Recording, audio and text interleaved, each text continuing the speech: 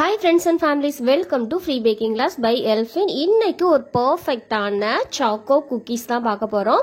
அதாவது சாக்லேட் குக்கீஸ்னு கூட சொல்லலாம். இது வந்து அவ்வளோ அல்டிமேட்டா பர்ஃபெக்ட்டான டேஸ்ட்ல நீங்க கடையில எந்த அளவுக்கு வாங்குவீங்களோ அதே அளவுக்கு டெக்ஸ்சர்லயும் சரி சுவையிலையும் சரி அந்த மாதிரி இருக்கும். ஸோ வந்து மிஸ் பண்ணாம இது எல்லாத்தையும் நீங்க ட்ரை பண்ணி பாருங்க. கண்டிப்பா இந்த வீடியோ உங்களுக்கு பிடிச்சிருக்கும்னு நான் நம்புறேன். ஏன்னா அந்த அளவுக்கு பர்ஃபெக்ட்டான மெஷர்மெண்டோட இந்த வீடியோ உங்களுக்காக நாங்கள் ரெடி பண்ணிருக்கோம். நீங்க ஃப்ரீயாவே பேக்கிங் கத்துக்கணுமா, பேக்கிங் கத்துக்க ஆவலா இருந்து பக்கத்துல கிளாஸஸ் இல்லையா, ஜஸ்ட் சேனலை சப்ஸ்கிரைப் பண்ணி ஃப்ரீ பேக்கிங் கிளாஸ்ல ஜாயின் பண்ணிக்கோங்க. இது முற்றிலும் இலவசமா வழங்கக்கூடிய ஒரு கேக் பயிற்சி வகுப்பு. இதுக்கு எந்த ஒரு ஃபீஸும் கட்ட தேவையில்லை, எந்த ஒரு எஜுகேஷன் குவாலிஃபிகேஷன் தேவையில்லை. ஜஸ்ட் சேனலை சப்ஸ்கிரைப் பண்ணி ஃப்ரீ பேக்கிங் கிளாஸ்ல ஜாயின் பண்ணிக்கோங்க. ஃபர்ஸ்ட் ஒரு ஈரம் இல்லாத பவுல் எடுத்துக்கலாம். இதில் கரெக்டாக 70 கிராம் அளவு அன்சால்டு பட்டர் எடுத்திருக்கேன். பட்டர் வந்து ரூம் டெம்பரேச்சரில் இருக்கணும், இந்த மாதிரி சாஃப்டாக இருக்கணும், கல் மாதிரி இருக்கக்கூடாது. அன்சால்டு பட்டர் தான் நம்ம குக்கீஸ்க்கு வந்து பயன்படுத்தணும். ஸோ வந்து கரெக்டாக 70 கிராம் அளவு எடுத்துக்கோங்க. இது கூடவே 40 கிராம் அளவு பொடி பண்ண சர்க்கரை எடுத்திருக்கேன். இந்த 40 கிராம் பவுடர் சுகரை சேர்த்ததுக்கப்புறம் லைட்டாக நம்ம மிக்ஸ் பண்ணிக்கலாம். ஒரு விஸ்கு பயன்படுத்தி நல்லா ஒரு க்ரீமி ஃபோம் மாதிரி வர்ற அளவுக்கு சர்க்கரையும் பட்டரும் மிக்ஸ் ஆகுற அளவுக்கு கலந்து எடுத்துக்கலாம்.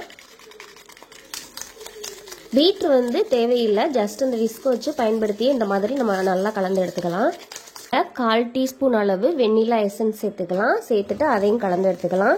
இது வந்து ஆப்ஷனல் தான், இது சேர்த்திங்கன்னா இன்னுமே ரிச்சான டேஸ்ட்டும் ஃப்ளேவரையும் கொடுக்கும். அதனால தான் நம்ம வெண்ணிலா எசன்ஸ் வந்து 1/4 டீஸ்பூன் அளவு சேர்த்துருக்கோம். இந்த மாதிரி கலந்து எடுத்துக்கலாம். மாதிரி மிக்ஸ் பண்ணதுக்கப்புறம் காய்ச்சி ஆற வச்ச பால் வந்து 2.5 டேபிள் ஸ்பூன் அளவு சேர்த்துக்கோங்க. அதாவது 25 ml அளவுக்கு எடுத்துக்கோங்க. பாலை வந்து இந்த வெண்ணெய் கூட சேர்க்கும் போது மிக்ஸ் ஆகாது, அதனால பயப்பட தேவையில்லை. அட வச்சுட்டு கரெக்டாக 80 கிராம் அளவு மைதா சேர்த்துக்கிறேன். இது கூடவே dark cocoa powder 2 tablespoon அளவு சேர்த்துக்கிறேன். இது கூடவே 1/2 டீஸ்பூன் அளவு கார்ன்ஃப்ளவர் அதையும் சேர்த்துட்டு நல்லா சளிச்சு எடுத்துக்கலாம்.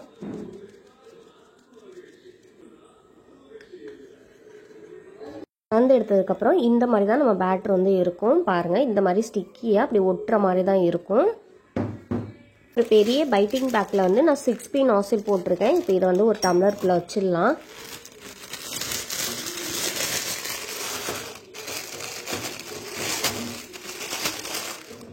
வச்சுட்டு நம்ம ரெடி பண்ணி வச்சுருக்க மாவு பேட்டரை வந்து லைட்டாக மிக்ஸ் பண்ணிவிட்டு லங்ஸ் எதுவும் இல்லாத அளவுக்கு நம்ம இதுக்குள்ளே போட்டுடலாம்.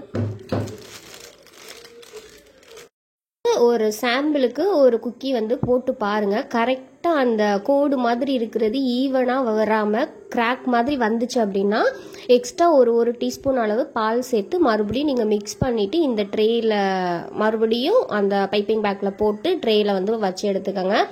அப்படி திரியாக அந்த லைன் வந்து சீராக இல்லாமல் வளைவாக நெளிவாக பாதி வளைவு வந்துட்டு பாதி வளைவு வராமல் கோடு மாதிரி இல்லாமல் இருந்துச்சு, அந்த பூ டிசைன் ஒழுங்காக வராமல் இருந்துச்சுன்னா எக்ஸ்ட்ரா கொஞ்சம் காய்ச்சி ஆற வச்ச பால் மட்டும் சேர்த்துக்கோங்க, கரெக்டாக வரும்.